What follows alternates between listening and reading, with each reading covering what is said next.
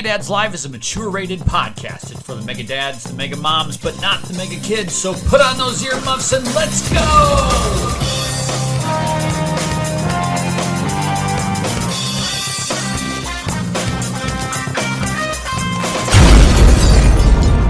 I recently invested in a whole bunch of Rock Band gear. Yes, you did. It's back. The music genre is back. You're bringing it back all by yourself. By myself, right.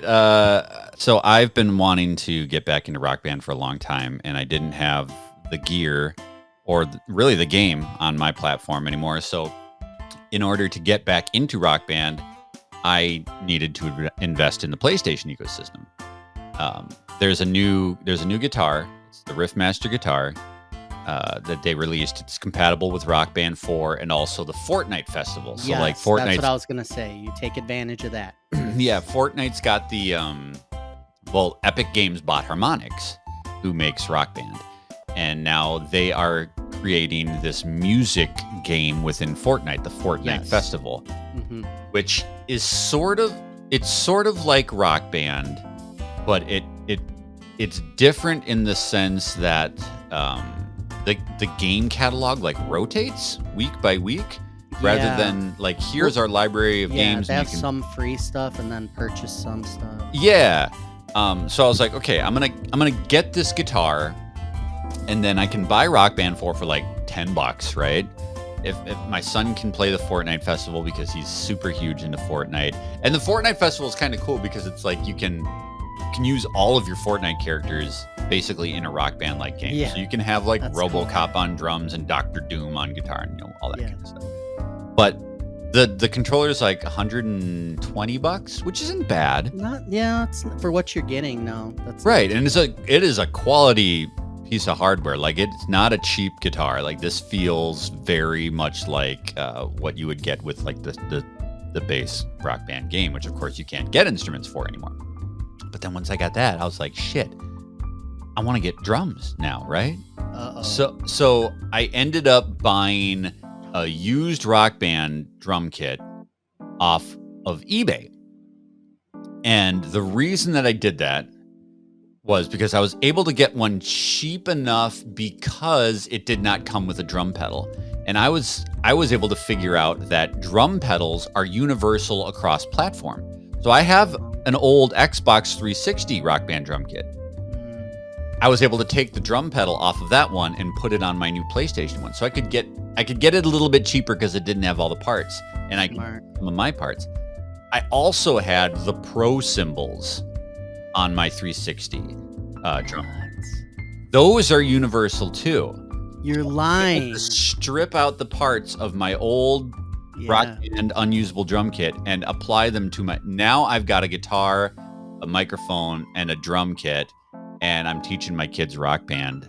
And I gotta say, last night after getting home from work, my wife was upstairs making dinner, and I was like unpacking after work and all that stuff. And my son was downstairs, and I could hear that puck, puck, puck, puck, puck of the drum kit. Yeah. Downstairs drumming, which was always my instrument in Rock Band. I was always a drummer. That's fucking cool, man. That's so cool to be able to hear your kid doing something that like you were really, really into like 10 years ago, right? Yeah. Were you ever a Rock Band guy? My jam was Guitar Hero 2 and Rock Band. Those we played the hell out of. Like, in college, I was like all about Guitar Hero 2. And then when Rock Band came out, we got the set and all that. I was never good at the drums, so I never really got into it. Like, I don't have any really good rhythm or anything. So it's hard, I would play it on easy if anything. But yeah, when you got the right jam songs that you just love, there was really no feeling like that where you're like, I'm playing the song and I'm doing well at it, and it's, you turn up the difficulty and you can like get harder. Like, it was great. It was a great time, and it's a shame that it went away ever, and now they're trying to like claw it back.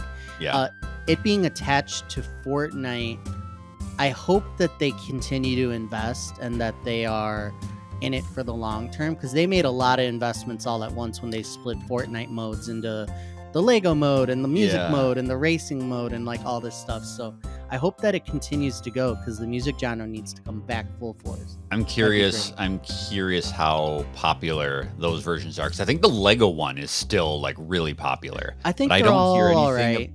I don't hear anything about the rocket racing, and I really don't hear much about the Fortnite festival. But yeah, man, I love that shit and being able to teach my kid about hammer-ons and pull-offs and dynamic drum Reach fills and all that arounds. stuff. How's it going with you? It's going excellent. We got the we got the Halloween outfit for my daughter. Like we got it used and cleaned it, but it's a fuzzy unicorn suit, and it's perfect to her size. It's like a rainbow fluffy unicorn, which is exactly what she wanted. And we have this term called peak cuteness. Like our daughter has reached peak cuteness. Like every couple months, she just gets cuter and cuter. And seeing her run around in this like costume, she's like, nee, and just like making so the she's sound. milking it. It's Halloween Yeah, for like a month. she's like shaking and like, you know, doing like her little unicorn dance. Like she's just really into it. And I just remember, I'm like, when was the last time I saw joy like that, just like personified in a kid getting their perfect Halloween costume? It was just, it's excellent. I've been doing great. I can't wait for pretty soon is Halloween time, getting all the candies. So it's great. You guys did the unicorn birthday party. Yes, we did. We dressed So are up you going to in get those blow-up inflatable? unicorn. Well, back that's on? what I told my wife. She's like, well, but because it gets so hot in there, because in order for it to blow up, you have to be like contained, like not a lot of air can get in or out. So you're like sweating in there, like walking around. But it's going to be cold outside, we think. Right. So I'm like, it might. It's like a heater. Yeah, it might cancel it out. But we have 2 big blow up unicorn costumes, so we'll see. Like the weather's unpredictable here in the Midwest, so we have no idea how Halloween's going to be. Yeah, that is the truth. Like it can either be, I mean, we've had a couple of years ago, I think we had like upper 60s, and then last year it was snowing and like just freezing ass cold. So I think that's great. That's honestly probably the perfect Halloween costume, is one that has a portable heater inside for us Midwest folks, because like you can do it upright. All right. Well, let's get into our Mega Dad's being super positive. Let's talk about the things that are bringing us joy in our life. Antonio, what makes you happy? So we went to get different like groceries and stuff like that, just random stuff, and we saw the Halloween candy. Mhm. All right, Halloween candy, and we got a sizable amount, like 2 bags or whatever. This cost us like $60 for this candy, which to me seems very expensive. And you know, with shrinkflation and all this stuff going on, you know that these mini candies are probably even smaller this year. The box of nerds has like 4 nerds in it now.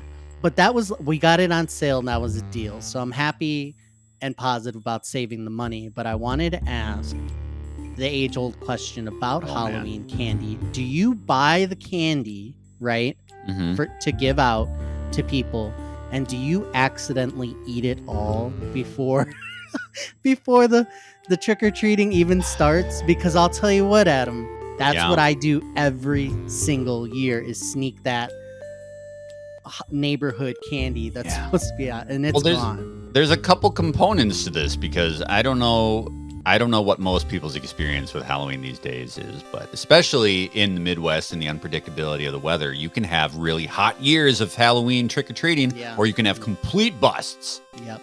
And if you get like 4 kids coming to your door on Halloween, you end up with a metric fuck ton of candy. And what are you going to do? That's all yours, Adam. Well, I'm not much of a candy guy. I like chocolate, but as far as like lifesavers, how'd you get that nickname? Like we call you the Candy Man. How'd you get that nickname? It's because of my sweet ass. But when it comes to like gummies or like taffy or any of that kind of stuff, like that's not my jam. My daughter is a candy fiend. She will eat any and all candies. So unfortunately, that means we just pump her full of this shit, right? Yeah. But the other thing is, and I just got into a fierce argument with my wife about this the other day, is she came home with a big bag of Reese's peanut butter pumpkins, which is my kryptonite. That's like, the good stuff. That is the good shit, right? Yeah. My kids don't like peanut butter. And my wife doesn't really eat candy. And this wasn't for trick-or-treating. So she will go out and buy these things that she knows that I like, and she knows nobody else will. I think she's trying to fatten me up. It's going straight to that sweet candy ass that she loves so much. Sweeten that ass up. Sweeten that ass. So it's like this big ass bag of Reese's. I'm like, what is this? And she's like, well, those are peanut butter cups. You like those? I'm like, yes, I do like those. I am the only one in the house that will eat these. You know what is going to happen with this. It's the same thing with carrot cake. I'm like the only one in my house that loves carrot cake. So my wife will like bring home a carrot cake, an entire fucking cake, just for me, which I love. Don't get me wrong. I'm going to destroy that shit. But also, like, I gotta watch the tummy, man. Adam, I'm on your side. How fucking inconsiderate is she to get you your favorite shit? What the fuck is her problem? First world problems. I know. It's our love language, but man, there's a giant bag of peanut butter cups, literally with my name on it. That's my shit right there. Is the peanut butter cup. Yeah, I hear you. Did I do my super positive yet? I don't even know. I got on a tangent about chocolate and carrot cake. I think your super positive was your sweet candy. I think so. I know I had one, but then I got distracted by peanut butter and carrot cake. So we're just going to move on to the headlines. These are the video game stories as we see fit to tell them. And we're carrying over from our Tokyo Game Show conversation from last week. Some pretty exciting stuff coming to Xbox Land. They had a presentation, correct?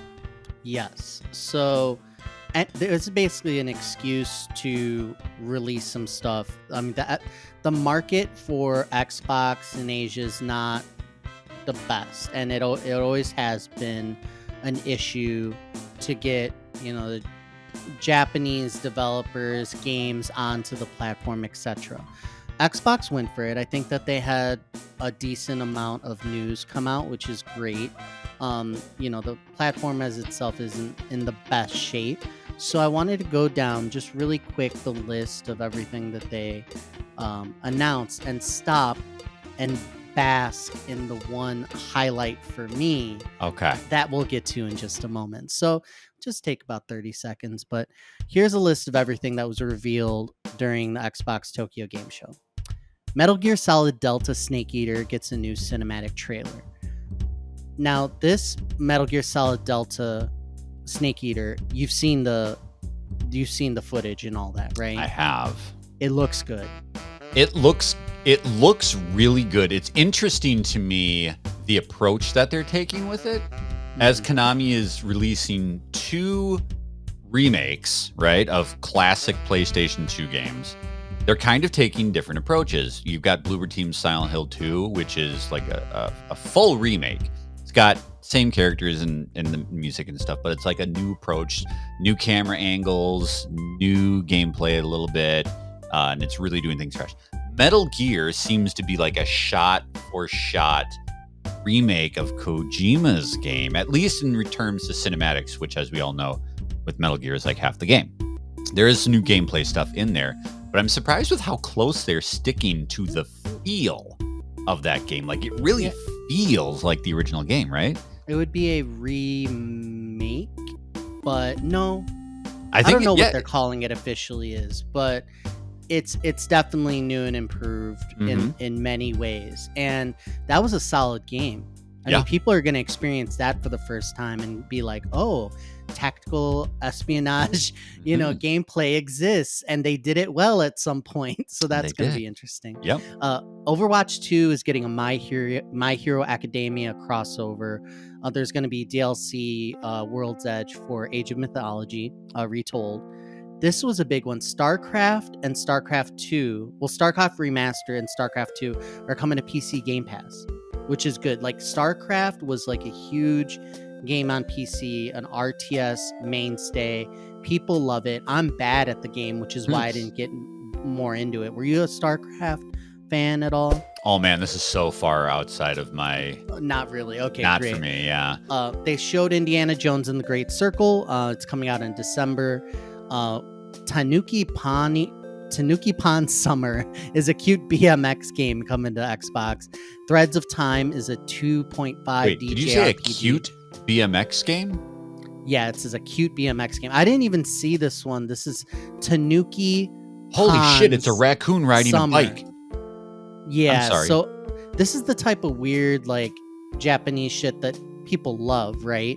So like kind of like cartoony and you're a fucking raccoon mailman riding a bike. This is the stuff that you need to do in order to get the Japanese market. They want odd and quirky, so This is awesome. Threads of Time is a new 2.5D JRPG. It looks good.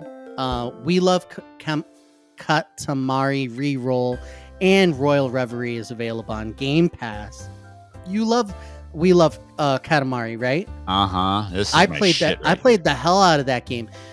It's some of the most innovative gameplay at the time, it's that so they had, fun and they're bringing it back. and silly. It's unlike other things. Fragpunk, the new first-person shooter, is a closed beta coming to Xbox in October. Metaphor ReFantazio gets a trailer, and they announced the demo. We talked about it last episode. It's going to be a mega hit. The new game from publisher Atlas and Zen Zero, I think it's called, or Studio Zen Zero. Atelier Yumiya dev talks about the gameplay. Asura Jang Rumble has a battle royale coming to Xbox. Bleach Rebirth of Souls has a trailer. Sin Duality Echo of Ada launches in January. Furry Friends will be added to Fallout 76 this December, so just little pets to the MMO like Fallout 76. Sudoku 1 and 2 HD Remaster launches in March 6th. Hell yes. I've heard nothing but amazing things about Sudoku series, and I have not experienced it, so I'm very hyped at that one. All You Need Is Help brings multiplayer puzzle gaming to Xbox. Slitherhead gets a new trailer. Turn-based RPG Starbites is announced for Xbox with no date yet. A fresh look at Dragon Quest 3 HD 2D remake is coming out in November. I'm glad that they're going back and giving Dragon Quest series some love. Did you play the Heroes of Elysium Age Dragon Quest? The most impressive part about that one was like it had like the full like 3D treatment, and at the touch of a button you can go and play like 2D version of the entire game. I thought it was great. The animations were great. Dragon Quest has an art style that's just fantastic. And then Square Enix brings 2 Mana games to Xbox Game Pass, and Final Fantasy Pixel Remaster Collection finally available on Xbox. Woo! The only thing that soured this for me is I thought it was going to be and on Game Pass, because many of the Final Fantasies are on Game Pass, and they had promised them at one point. But anyway, the collection is available now for Xbox people. It's Xbox Play Anywhere, so if you buy it once on PC, you can play it on Xbox and have your save state like go between Microsoft, Windows, and Xbox, which is interesting. Nice. For the people who have like the handhelds. So excellent. Pixel Remasters is like, it's just fun. Play Final Fantasy VI, everyone. It is so good. It is just JRPG perfection. Is that the one that you're glowing about the most? Yeah. Is that Pixel that's Remaster? the one that I have to go back for. I've been playing. I've played on different versions, let's say, over the years to go back to it. But excited to have it on Xbox, excited to be able to play it, on the go because I have a Steam Deck, so it's gonna be great. Yeah. We talked a couple episodes ago about what we thought was going to happen here. There was no Final Fantasy VII remake/rebirth announcement, correct? Yeah, not yet, but I think it's that coming? Square Enix keeps saying we're gonna release on more platforms to make more money, and that was the promise. So it was interesting that it's was coming, absent, right? It's still coming. I don't know what's happening with it. I don't know. It's got it. It's got it. We'll see. All but right. Xbox is on a roll. They made an impression at the Tokyo Game Show. They had a lot of announcements, and people seem to be pretty happy with it. I mean, Xbox needs all the help they can get right now, kind of. So I just gotta say that I'm very excited that you called attention to the fact that there's a video game where you play as a raccoon mailman who BMX bikes, because that is just about the coolest looking shit I've seen in a long time. Tanuki Pon's Summer. Oh my God, that looks amazing. BMX your way into the hearts of all the townsfolk as a mail delivery Tanuki. You've got 1 month to save up enough to restore the shrine to the Great Tanuki Festival, deliver packages, compete in sports, make sushi, and much, much more. I need this in my life. Interesting. This one went under the radar for me, but I'm glad that you caught it and brought it even more to my attention because it looks weird. I love the weird stuff. Love it. All right, let's talk about some of the games we've been playing. I have a game that's a little weird and off kilter. I got a code for a game about a space colony exploration. It's a little bit of Death Stranding. It's a little bit of chill vibes, a little bit of life sim. This game is called Caravan SandWitch.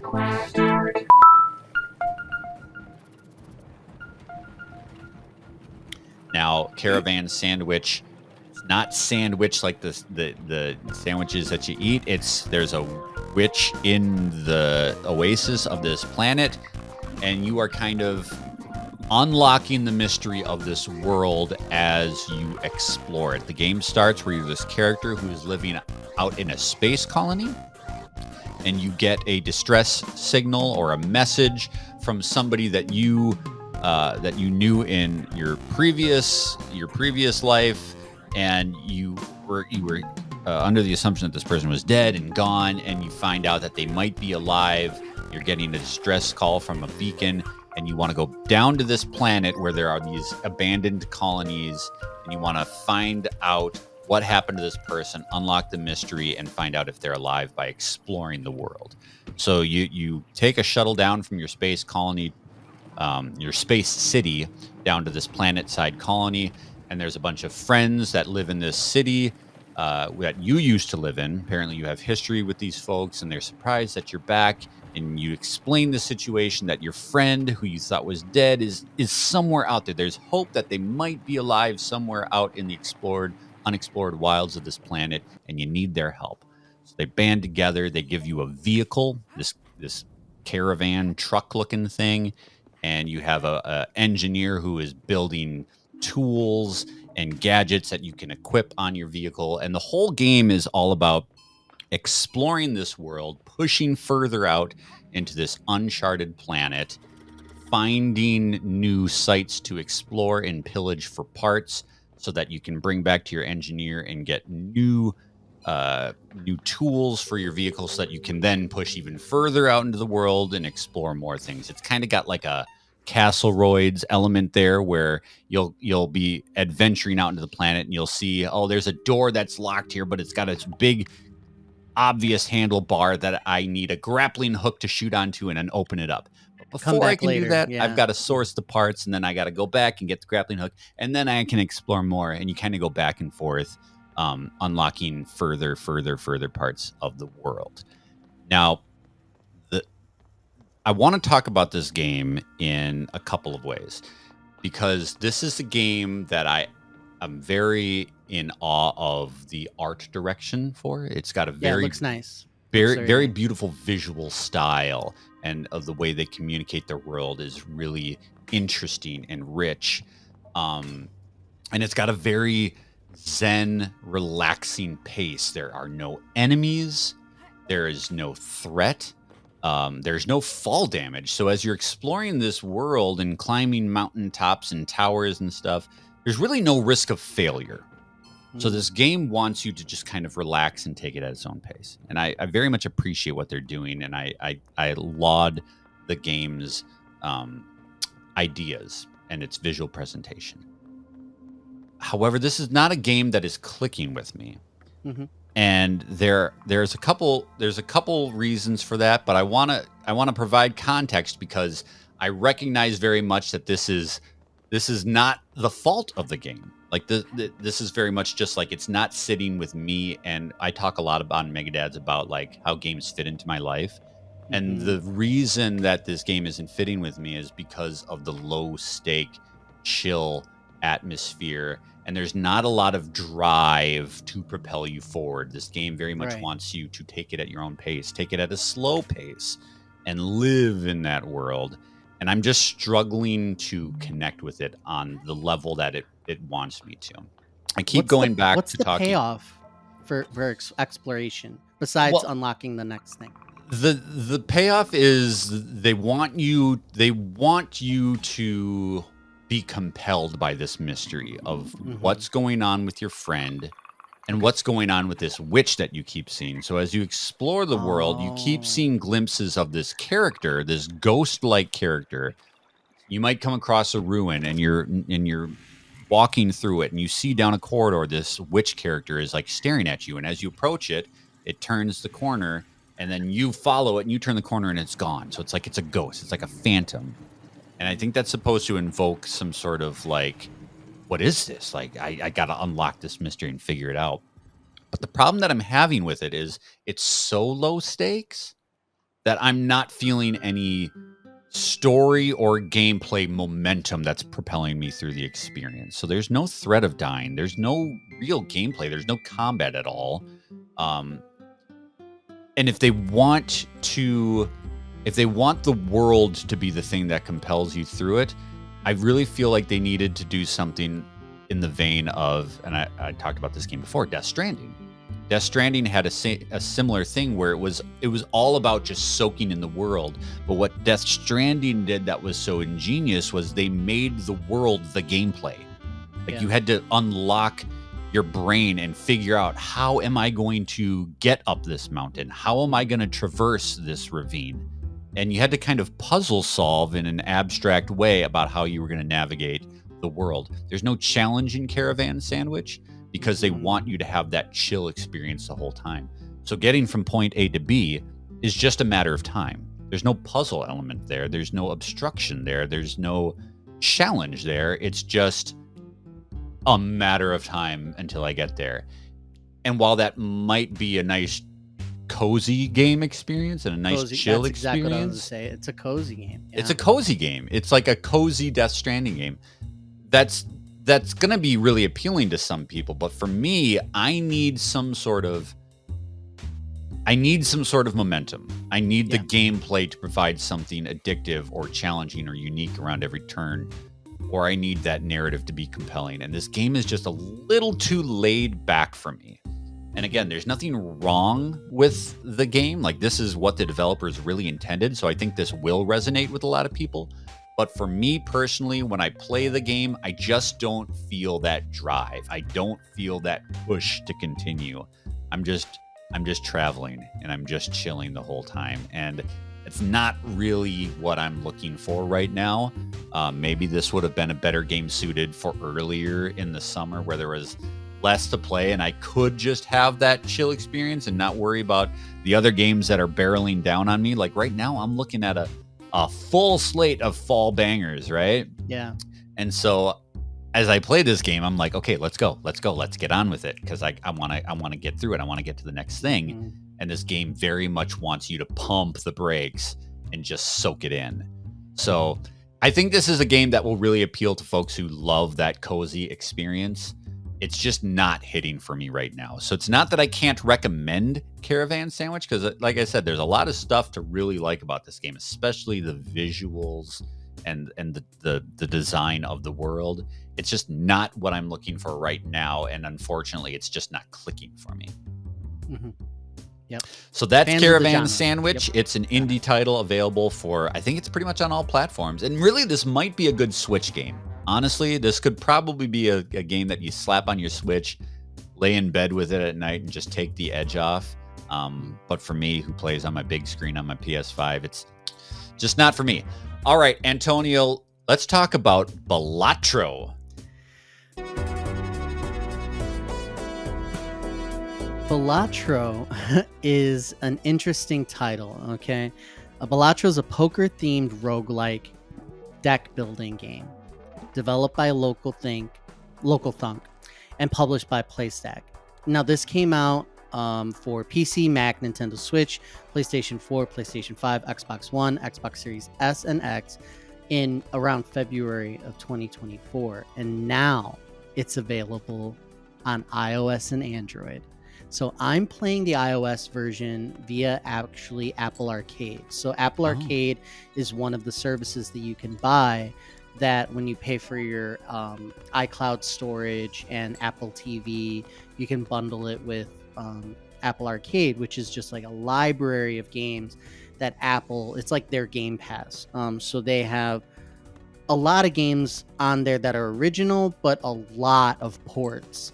And they are building their library out. So every once in a while, you get a gem like this. I was going to buy Balatro after people were raving about how amazing and addictive it was. I've seen our Discord blow up about this game. people love it. I'm glad that I waited because I was able to get it on iOS, which is perfect for on-the-go, like one more run type games. I needed something on my phone like that to kind of like kill time. And this is a game where when you explain it, you're going to sound like a madman.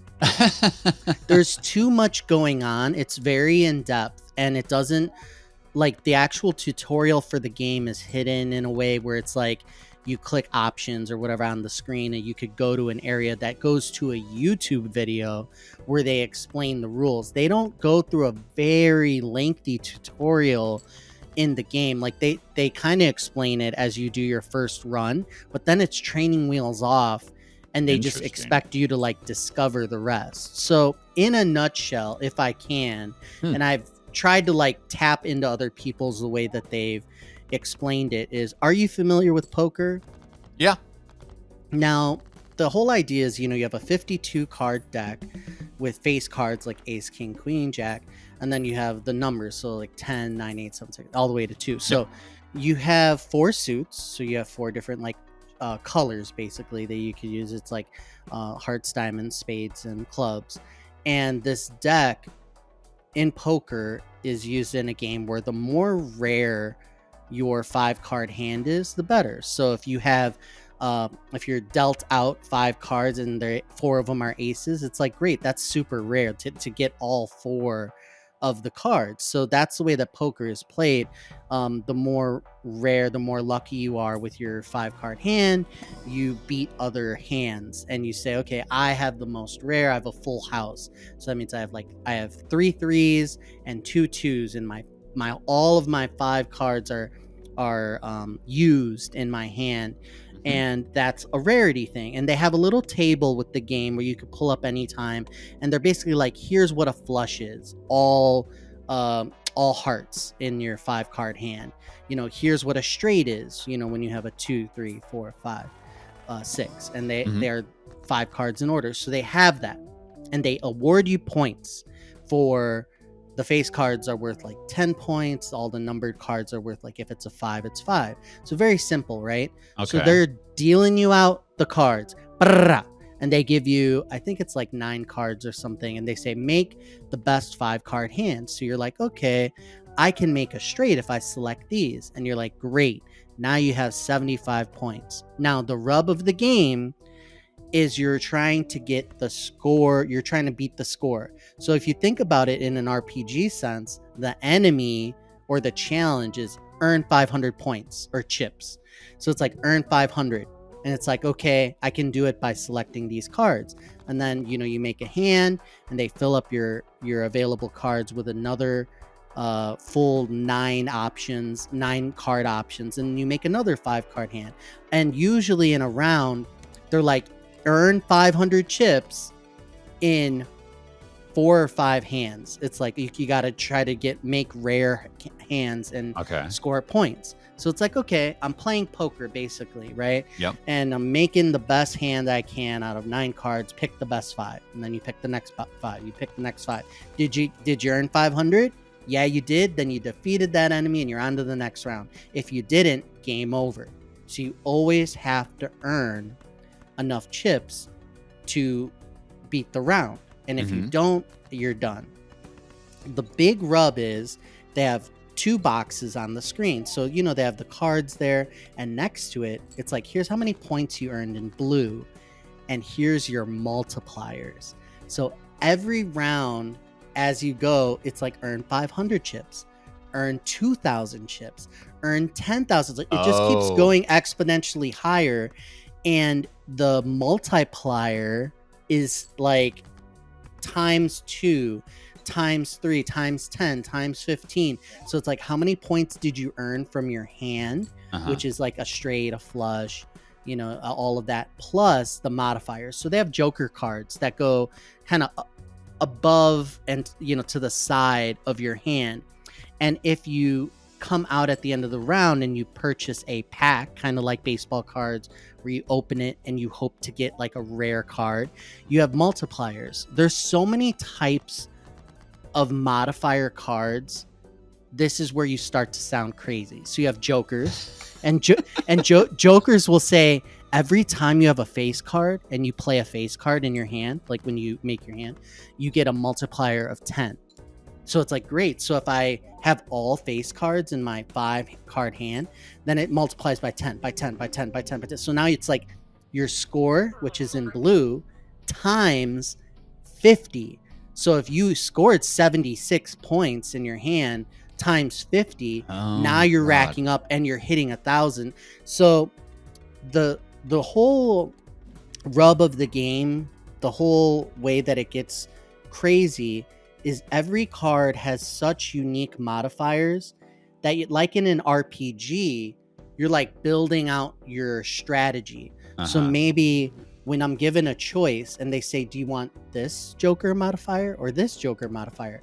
If you, let's say, get 2 jokers that do kind of the same thing, like maybe one of them gives you more points for face cards and one of them gives you more points for hearts when you play hearts. Now when I make my choices, I'm looking to try to do face cards and hearts, and a card can be a face card and a heart, right? So a king of hearts. So I want to use that.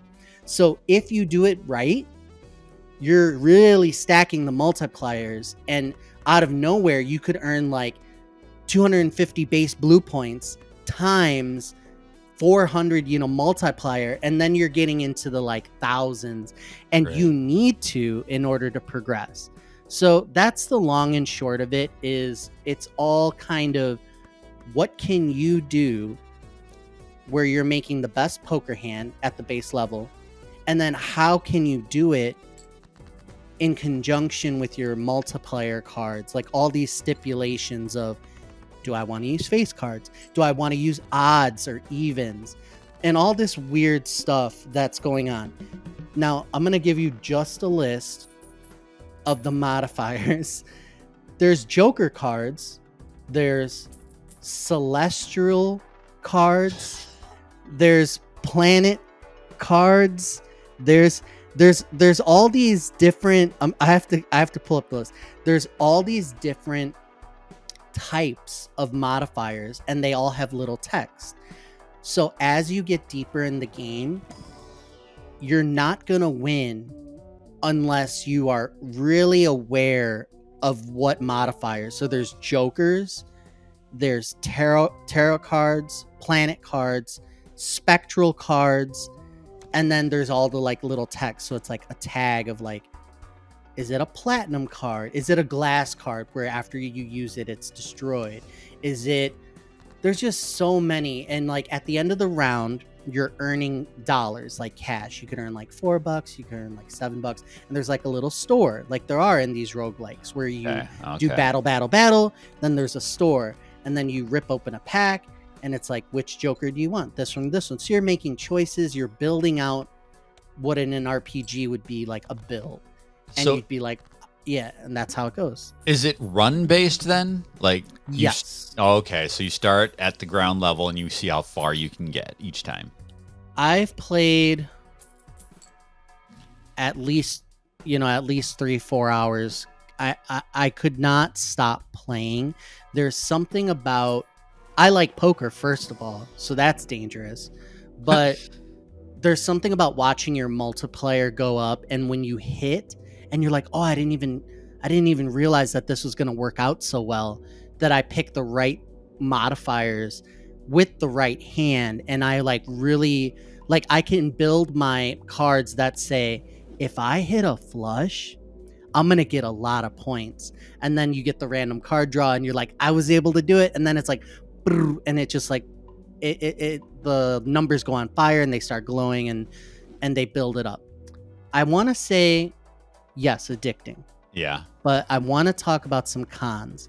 One is, there's so many nuances to the game, and they did take an approach of kind of learn over time, that I kind of wish that there was something more than a YouTube video, that there was like a glossary of like even more detailed, maybe some strategy pointers. There's not a whole lot of that, which in games like this, like kind of like in Dark Souls, where like you have to tap the community and talk to people and be like, oh, I didn't know you could rearrange your jokers, and if you put them in a certain slot, it multiplies the multiplayer, and if you put it at the end, it makes more points. And like, I didn't know that until I like looked at other people talking about the game, or they're like, man, you should really not sleep on the celestial planet cards or whatever. Like the Earth card makes like all these cards like more valuable. And it's just like, there are a stupid amount of things that are going on.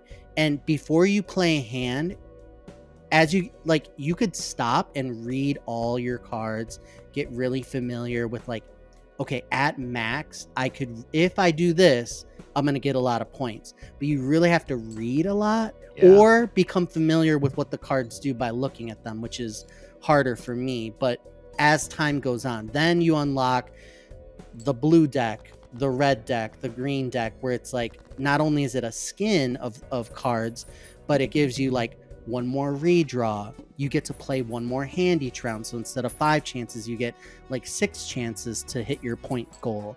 So it's a very complex game in a certain ways. And I think it kind of hurts it in a way.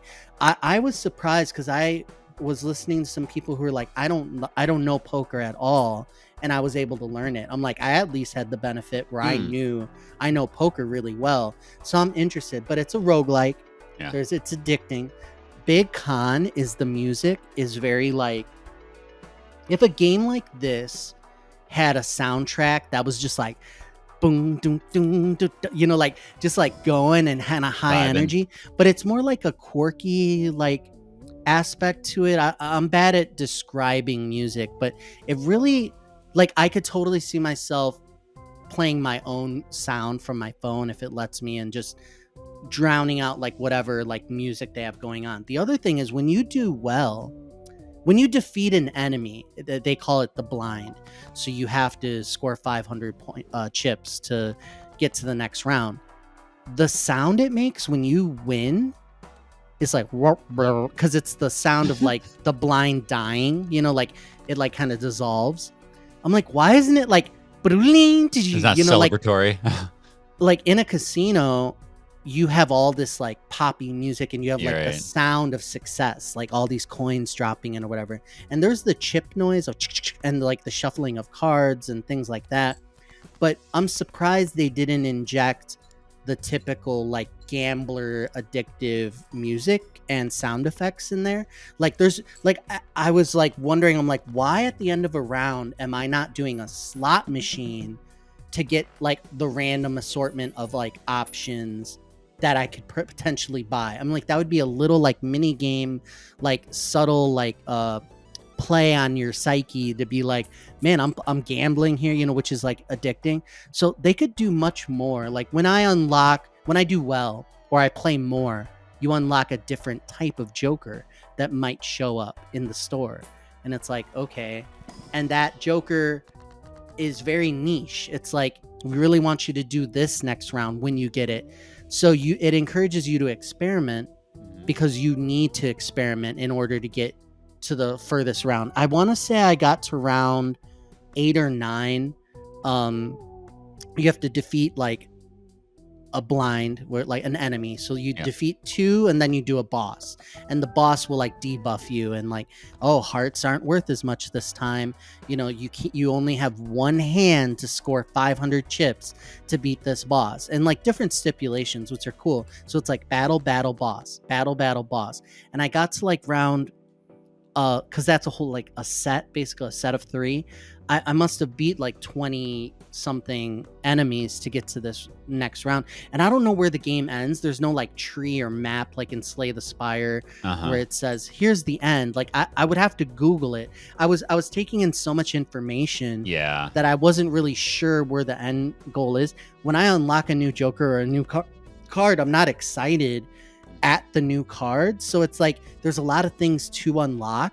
But I'm like, where's my thing? The one cool thing is they did announce, they just announced, and it was part of this iOS release, is there's cards that are like the Among Us characters are on some of the face cards. The characters from Dave the Diver, like the sushi chef guys, like on the cards. They have, I think it's Castlevania, like are on some of the play cards. So you can change the look of the cards. Yeah, it's like a little collab. It's like the ace of like the red guys. He's like sus, and he's like on there. And it's just something quirky to have on the cards. But I have a feeling like so many people are playing the game. Some people are addicted to the game.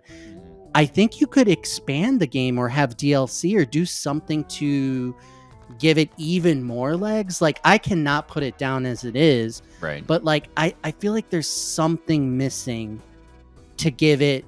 Like I'm playing because I like poker more. I'm playing because I do like the score multiplayer, but I feel like there's just one little other aspect to it that would keep me like I don't think it's a game of the year like other people are saying.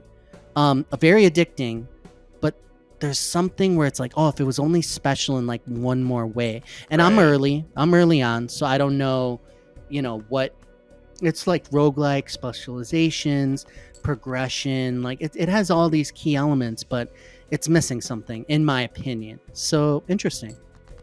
Sounds like a perfect phone game. Put it on mute. It's cheap too. It's like if you buy the full version, which is again with the Apple Arcade, it's just included the subscription. It's $14.99 if you get it on PC or Xbox, PlayStation. And this is available on sale a lot, so I've seen it for like $10-11. So it's incredible. It's really good. It could be even better, I think. Balatro. I've been hearing a lot of people talk about it in the Discord. Fun game. I've got a lot of insight from you about this complicated card game. I'm sure a lot of our listeners and viewers have played it. Drop a comment. What do you think about Balatro? What are your tips? Very interesting. I'm going to have to check that out. I think I need a good phone game. I don't really have. Do you have Apple Arcade? No, I don't typically play on my phone. Just one or two. I usually have like one thing at a time that I do. So, but I might check this one out. That's very interesting. Well, that sound is the caboose. It is the end of the show where we give you a recommendation of something outside of the world of video games that we recommend to you. And again, today I have something video game adjacent. There's a collaboration happening right now at McDonald's. And yes, I know what you're saying. Adam, why are you recommending McDonald's? Because McDonald's has a crossover event happening right now with Genshin Impact.